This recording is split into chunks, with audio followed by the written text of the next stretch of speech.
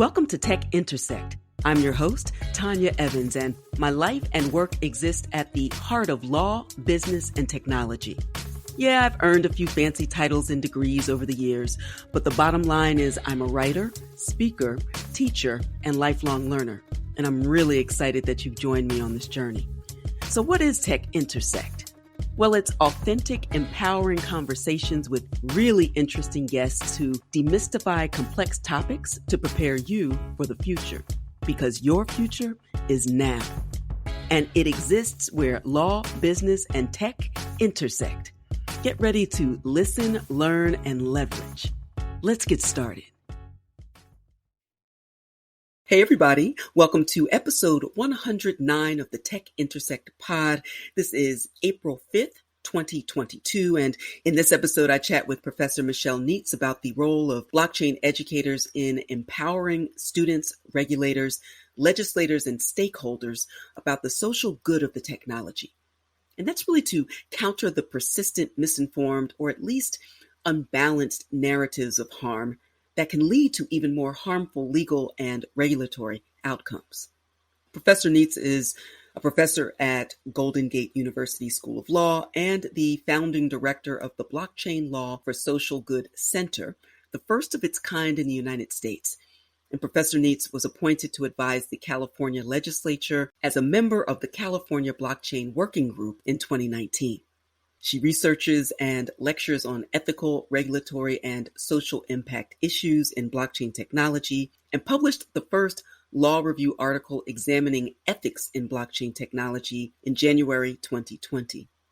Her most recent article, entitled How to Regulate Blockchain's Real-Life Applications, Lessons from the California Blockchain Working Group, was published by the peer-reviewed Jurimetrics Journal in 2021. Professor Neitz graduated as a Root Tilden Scholar from New York University School of Law. Before joining academia, she also clerked in the Southern District of California for Judge Napoleon Jones. And she worked as an Equal Justice Works Fellow at the Legal Aid Society of San Diego, and prior to that was an associate at Morrison & Foerster. We are so very lucky to have a scholar and a thought leader like Professor Neitz in the space, and I'm really excited to share a conversation with you. But before we hop into the ep, please take a moment to follow this podcast and then like, share, and comment so that others who would benefit from this content can find it. Okay, it's time to listen, learn, and leverage. Let's get started. In this episode of Tech Intersect, I chat with Professor Michele Neitz about the Golden Gate University Law School's Blockchain Law for Social Good Center. She is the center's founding director, and it is the first program of its kind at an American law school, and will serve as a hub for discussions revolving around blockchain law and new crypto technology applications, as well as how to regulate technologies emerging from that space. She, of course, teaches blockchain in the law, also business associations, legal ethics, and a plethora of other classes. But one of the most impressive feathers in her cap, she's been voted most outstanding professor by the graduating class of GGU Law 6 times, and most recently this year again. So that's what we call running the table of excellence in the legal academy, which is amazing. We will talk about all of that and more in a moment. But first, Professor Neitz, welcome. Thank you so much for having me. I am a longtime listener of this podcast, and I'm really excited to be here today. Awesome. I'm so glad that the stars aligned so that we could have this conversation. And I think it's so timely for so many reasons. But, you are living, you had me at social good, you had me at blockchain, and certainly law. What brought me into the space was certainly, I didn't know what to make of it 4 or 5 years ago, but I knew that I wanted to empower the next wave of lawyers to show up for technologists and others who are working in the space to really get this right. And so I took that part very seriously. Then I fell down the rabbit hole and the rest is history. So before we get into more about what the center does, what the vision is, and where you see your work going, talk about your own rabbit hole moment generally, and then certainly to crypto law and crypto education in particular. Sure. So my story begins at the end of 2017 at a family dinner when my brother, who is a serial entrepreneur, started talking to the family about his latest company. And he was starting a company in the blockchain space. And no one understood what blockchain was, but that's not unusual for my brother to have trouble explaining his work to the family. And so one by one, as he started drawing out how the Bitcoin protocols worked and the way that blockchain actually operates on a napkin at the table, one by one, people got up and left. And I didn't expect that. I didn't expect you to say that. I thought they were going to one by one fall into it. No, I was the only one at the table that was still sitting there. And I got really intrigued by this idea of a decentralized technology and how that might be able to operate within a legal framework and a regulatory framework. And so I looked around and tried to figure out if I could teach a seminar in early 2018 on this topic. And there just wasn't enough established law for me to go to my associate dean and say, give me 2 units to be able to teach this course. Right. And so I spent 2018 going down that rabbit hole you mentioned and going to conferences in the Bay Area and meeting people and learning and studying and writing. I had written a lot about ethics before I went down that rabbit hole. So I really was interested in the way that we're going to be able to have an ethical framework as well as a regulatory framework around a decentralized technology. And then in 2019, I was appointed to advise the California Blockchain Working Group, part of a group advising the California legislature on the opportunities and the challenges that the state would face as blockchain technology is emerging. And that's when I was able to go to my associate dean and say, I'd love to teach this course. I know that I can fill 2 units with it. And so I started teaching in early 2020, January of 2020 is when I taught the first class. Mm-hmm. And so I'm now 3 years into teaching. And as you know well, it requires a lot of pivoting to teach blockchain law in a way that's not true for bar courses. Right. I'm always coming up with something new. Last year it was, what is an NFT? So we changed the syllabus around with that. And this year it's how do DAOs operate and what are the regulatory schemes they operate within. So it's really fun because I'm always learning. Yeah, I really feel like I've reinvented myself. And when I think of my own origin story in terms of teaching in this area, it was leveraging my existing expertise and finding some intersection there, right? So as an intellectual property lawyer, and at the time, people were also asking me questions about how to perhaps monetize decentralized applications that may exist on top of the Ethereum virtual machine, for example, and the role that open source software plays at the layer 1 level in terms of interoperability. But at some point in time, folks are going to find out a way to monetize it. I love community, and I know that this space is community driven, but at a certain point, it exists in this current space of competition and kind of, carving out one space in order to monetize. Was that even possible? How would that look, and what would that mean? And so the intellectual property issues, generally copyright in particular, were interesting. And of course, then I started writing about non-fungible tokens kind of before this was really, like, it was at the time where CryptoKitties was a thing. And I used that in the sensational focus on CryptoKitties and kind of bringing Ethereum to a virtual halt, not for cute, adorable digital cats, I suppose, right? But what does that mean for copyright protection and creation? And so I could find my lane based on my existing expertise. And then naturally trying to create a survey course in the space, I had to learn a little bit about a lot in order to give them a solid foundation. Did you find the same, where you had a level of expertise in one area, but you had to learn a little about a lot initially in order to really make sense of the space? Yes, I now know more about copyright than I ever knew Yes. because of teaching that class. But I have a very strange teaching package. I worked at Morrison & Foerster and the Legal Aid Society before coming to law school. So I also teach business associations and poverty law. And so I think that's what made it fun, is that I've been teaching the same securities laws since 2006. We, as the Legal Academy, has been teaching those laws since 1933 and 34. Right. And the idea of being in a space where we can take what we've learned from those existing expertise areas and build a new laws and a new regulatory scheme that will fit the modern society was really attractive to me. It was a really big part of why I was so excited to advise regulators about it. Absolutely. So you jump into the space and you conceive of this idea of the center. Talk to us about the origins of the center and moving from teaching a course and informing it, obviously, with all the other disciplines in which you teach, to deciding, yeah, I'm going to throw on my director's cap and do this thing. It's going to be this amazing center. It's going to be funded, bada bing, bada boom. How does, how do you go from the origin of that idea to the fruition of this amazing center? Well, thanks. It's actually kind of a straight line. When I was in the regulatory meetings, there was a lot of talk about making sure the report that we wrote was in layperson terms, so that you wouldn't have to be a regulator or a lawyer or a tech person to understand it.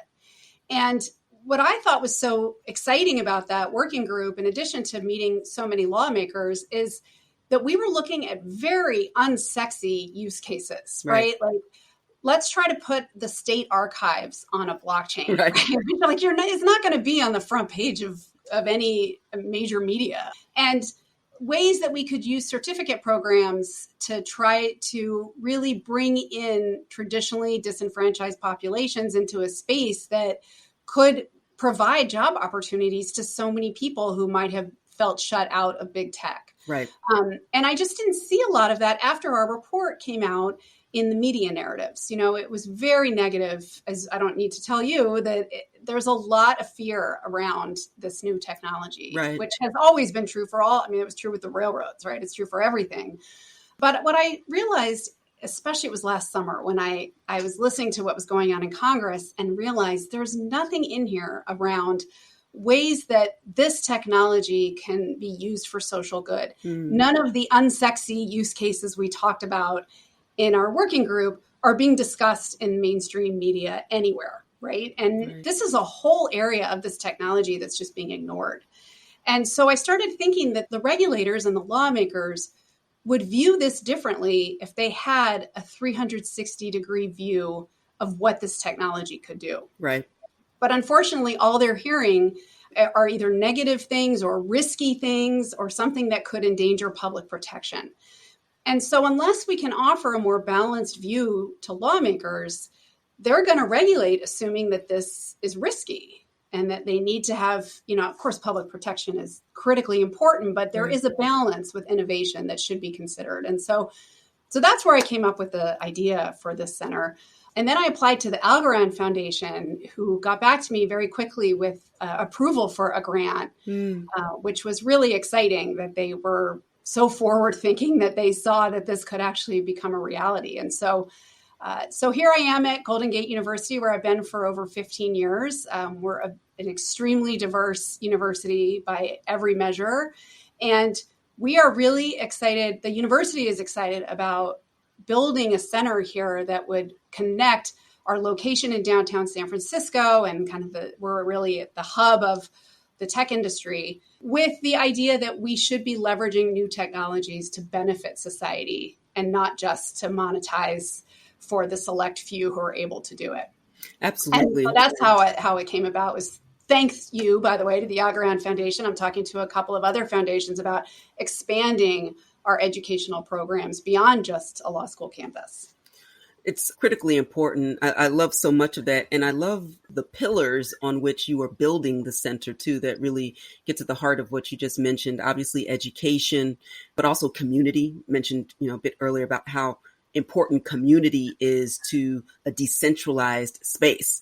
But for community, there'd be no coin or token that takes off. There'd be no DAO or DeFi project that was worth its weight in Satoshis, unless there was a community-driven focus, right? But then also the research and policy, which is critically important as we think of the legislative and the regulatory framework within which this nascent technology is developing, right? So this idea or the focus on like a cohesive approach to training lawyers and lawmakers, among other stakeholders in the space, is ultimately going to be so beneficial to the space. Have you had any reluctance on the part of lawmakers, regulators? I know it's relatively new, but you had to do a lot of groundwork.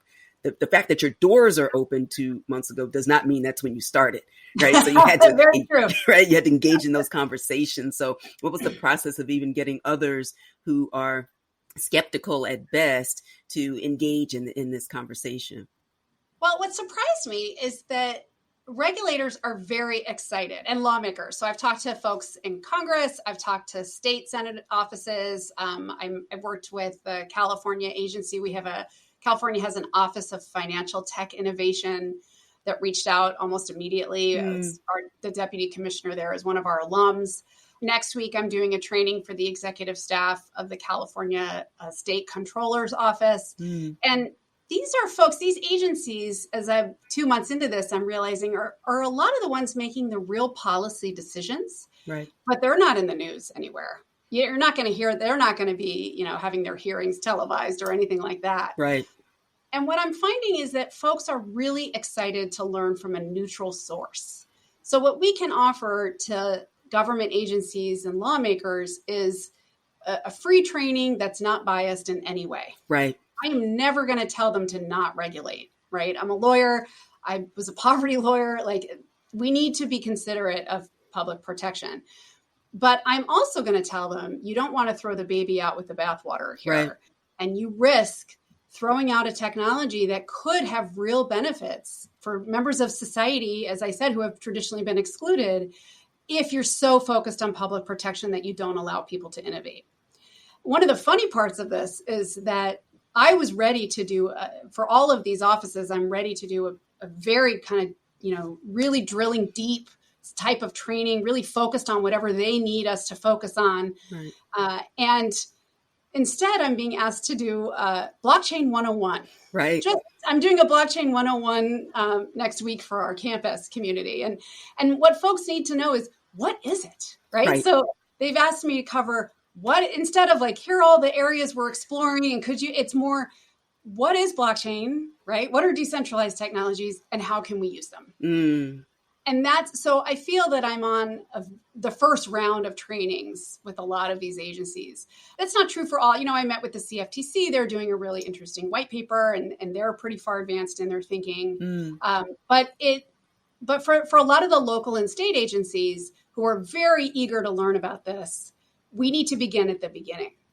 Absolutely. And the next training will be, okay, let's think about what your office does and how we can tailor this technology. And here are some use cases that would be helpful to you.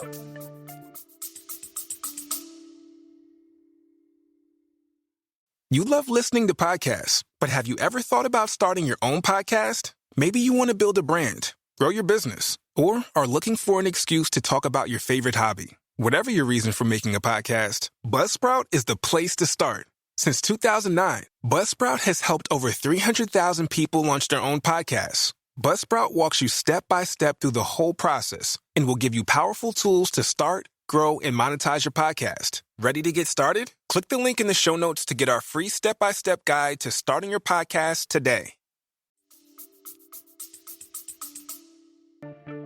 We hope you're enjoying this edition of Tech Intersect. Our conversation will continue in a moment, but first, a word on an exciting opportunity. If you've tried to figure out crypto, DeFi, and NFTs on your own on YouTube University or Podcast College, and all you have to show for it are a lot of questions, but little, if any, forward progress, I invite you to visit AdvantageEvans.com to get the answers you've been searching for about how to buy, store, and trade crypto and NFTs, and to access DeFi safely, legally, and confidently. Advantage Evans Academy offers everything from full-service VIP onboarding to Prof-guided on-demand and cohort-based courses, as well as an engaging, informative, and supportive membership club, AE Explore Live, for as little as just $1 a day. This club is for you if you want to learn from well-respected crypto education experts like me, transform your relationship with money, generate wealth in the new digital cash economy, create digital ownership streams that lead to generational wealth, learn to vet, buy, store, trade, earn, and sell cryptocurrencies, engage in DeFi to lend and leverage your crypto, create, buy, and trade creative and collectible NFTs, and network with other crypto-curious enthusiasts in an inclusive environment. You'll gain all of that and more in a wonderful community of like-minded, lifelong learners ready to get in and to win. If that sounds like you, join us. Visit AdvantageEvans.com to get immediate access to the resources you need and deserve. That's AdvantageEvans.com. Let's go and let's grow. And now, back to the conversation.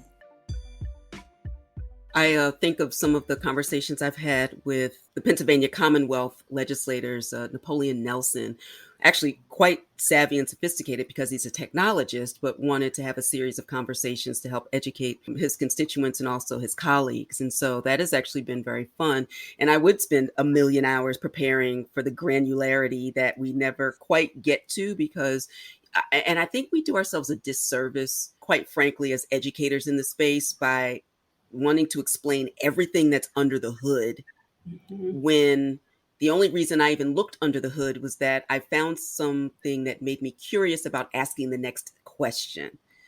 And so I just, I take a wider view to talk about, just as you mentioned, what are the possibilities for it? What is this idea of a distributed ledger of transactions and balances, kind of like a group text? Like we could get really, you don't want to overstate things that or take for granted or make assumptions about what people know, but you'll learn the next thing when you're ready to learn the next thing. But if if people shut down and leave the dinner table because they can't figure out what's going on that napkin, you've lost them, right? Yes, exactly. And I mean, we had almost 200 people at the first training I did Amazing. For the Office of Financial Tech Innovations, the most they'd ever had for a voluntary training. And, you're exactly right. Everybody in that training is going to find something that intrigues them, hopefully. Right. And that will get them to move a little bit further. I think having a community space, which is why community is one of our important things, where people can come together and really ask questions that they may not feel comfortable asking in other spaces, right, is going to be very important as well. I mean, we're all students here. And so feeling that you can ask those questions, I think, is important. And the research and policy part really has to do with helping government agencies to recognize that socially beneficial applications are happening and that this is not a theoretical conversation.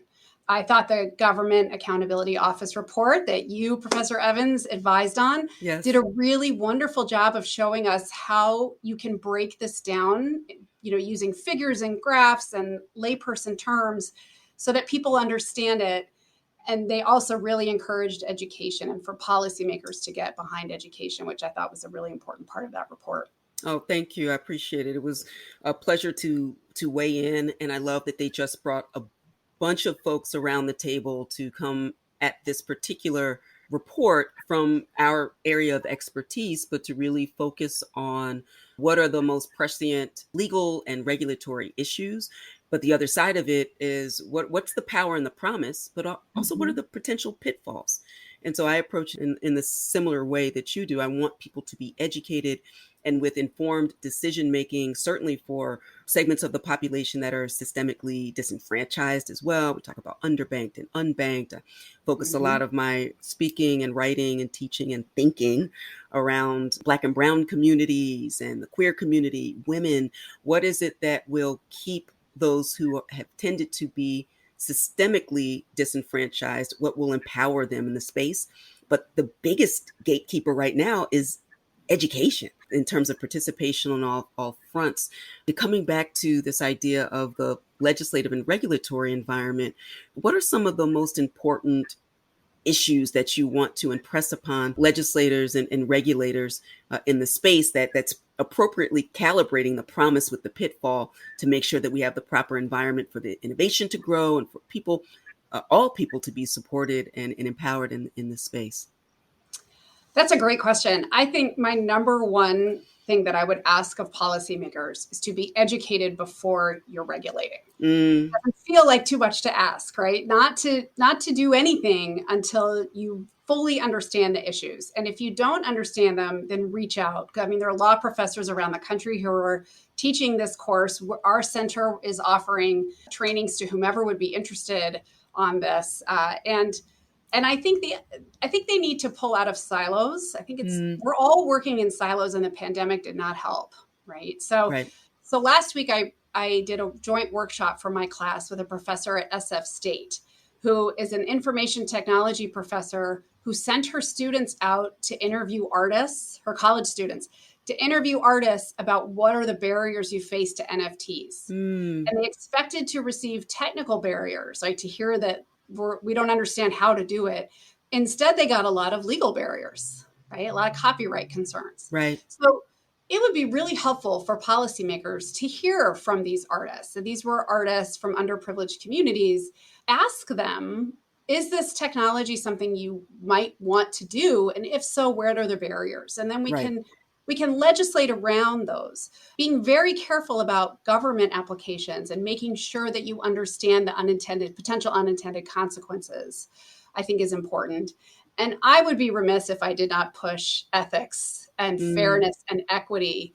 The California Blockchain Working Group was the first working group in any state to consider ethics at the early stages of technology. Wow. But let's remember, as we're legislating and trying to get through that tension of public protection and innovation, what else could we be adding? How else could we make this a more inclusive space, not just the industry, but also the way that we're using these applications? And that's really something that I'm hoping that policymakers would focus on. I will give them some credit in the sense that this space is developing so quickly that the idea, when I was interviewing people in 2019, everybody was saying, please have uniformity. California, please work with New York, work with Wyoming, work with Texas, work with these different states to try to give us a uniform system so that in-house counsel does not have to hire 50 people for 50 states, right? Right. And instead, what's happened is it's been a real race, right? And so the state, I've been asked by regulators, like, is there any chance that we could cooperate with another state? And I said, there's always a chance you could cooperate. But the question is, like, Wyoming is not going to slow down so California can catch up, right? Right. And so it's going to be, let's get interagency cooperation at the federal level. That's what I'm asking for. That feels like a much more achievable goal than uniformity across states. But at least if we had a clear federal framework, we would be able to do so much in terms of attracting talent, retaining talent, and making sure this is an inclusive space. Really, really important. The work is so important. I'm so glad that you are doing this and bringing all of the various constituencies to the table to operate from the same source of information, maybe a single source of truth. I don't know. I've heard something like that before. One additional thing I wanted to ask you about is there's a decided and persistent anti-social good narrative around the technology. Obviously, as a matter of environment, and I don't poo-poo any of this, but I think it's just a strong and persistent narrative and this counter narrative to the idea of social good. When if you reading the white paper, if you're going to wonk out on that, the Satoshi white paper really is grounded in social good. I don't have to search for utility and social good because that was the origin, even before digital money before that. But what is your answer to that, or as you focus and develop the various educational tools to highlight some of the social good? What are some of those issues and areas of utility that you must talk about? So I was told early on by a law professor, I think you're going to find it's just blockchain for social bad. And I thought, wow, I have a lot of work to do. This is a very educated person who's telling me this, right? Right. And so you're absolutely right that the narrative is very negative. And so what we're trying to do is introduce policymakers, students, lawyers, members of the community. I'm hoping to expand to community colleges and train professors there. Really try to introduce them to the fact that there are these use cases already being developed. So you mentioned environmental concerns and sustainability concerns.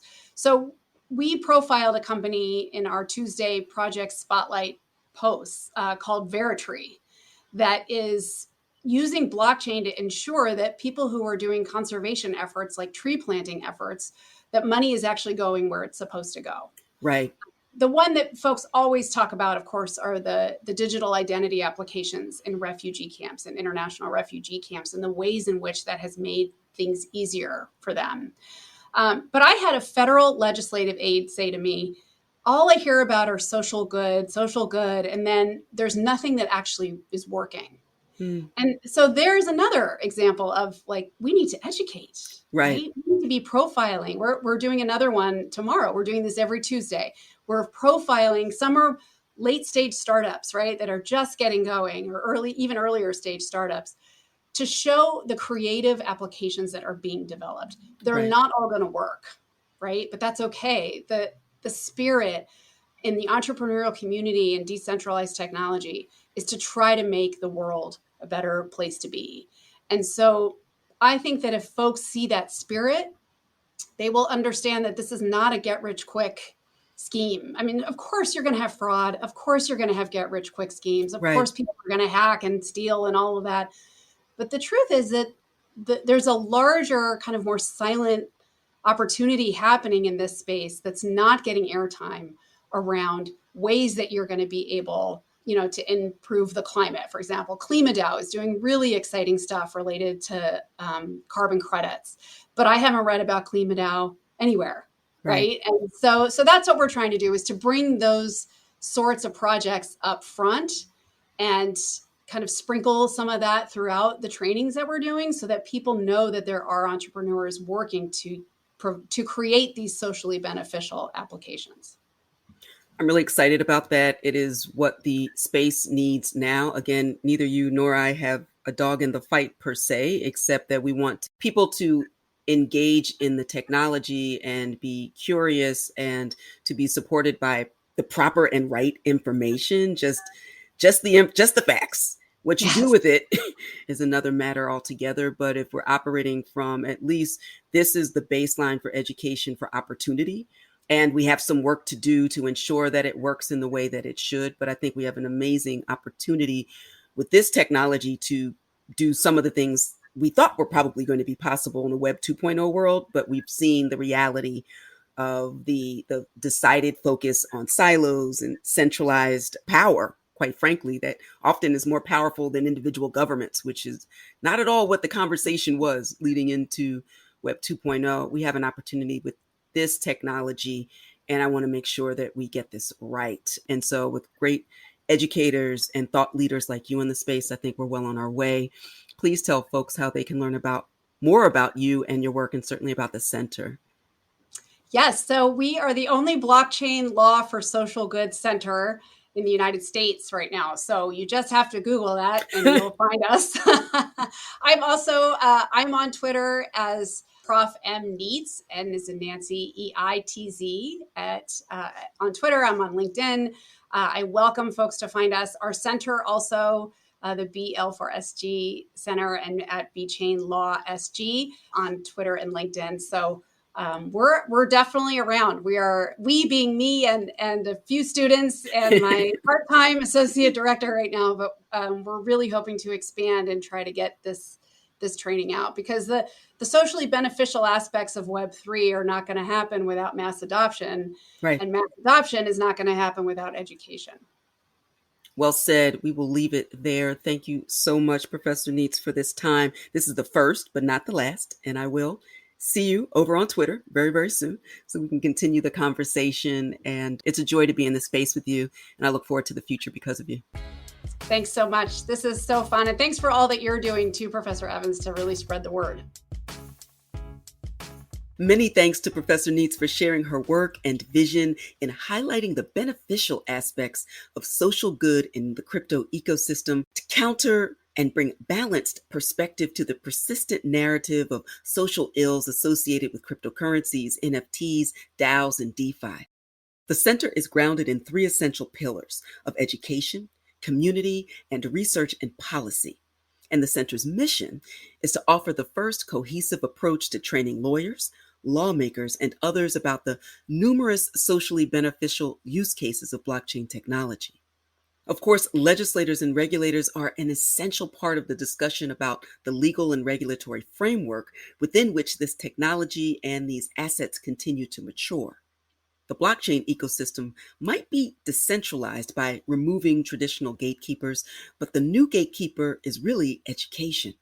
And that's why Professor Neitz's work and the Blockchain Law for Social Good Center is so very necessary and really important to empower the next wave of lawyers, legislators, and regulators to make well-informed decisions about the future of work and wealth and creativity and beyond.